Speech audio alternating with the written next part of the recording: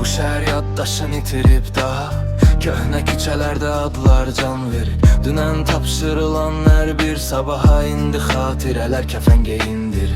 Vərəqlər saralıb payız rəngində, sətirlər içində boğulur sözlər.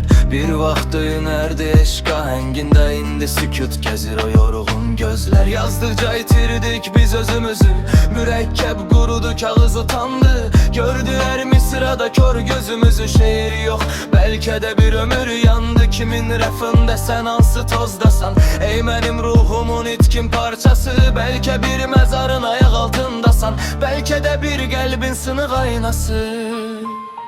Unuttuk sevmeyi, unuttuk derdi. Derde unutulsa yaşamak nedir? Ömür bir pencere, küleğe serdi. İndi o pencere bomboş şüşedir. Unuttuk sevmeyi, unuttuk derdi. Derde unutulsa yaşamak nedir? Ömür bir pencere, küleğe serdi. İndi o pencere bomboş şüşedir. Hər bənd bir qapıydı, bağladıq bir-bir, açarı quyunun dibinə attıq. Dünya bir qaranlıq, dünya bir qəbir. Biz bu qaranlıqda mürgüləyib yatdıq. İndi kim oxuyar bu hıçqırığı?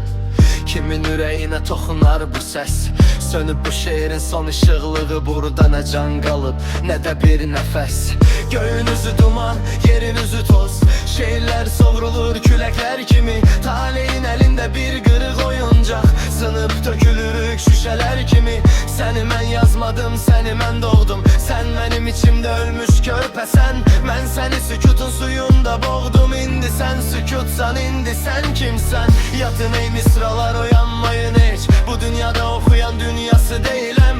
Ömür bir qatardır, vaxtı gəldi keç. Bu şeir mən deyil, mən bu şeir deyiləm.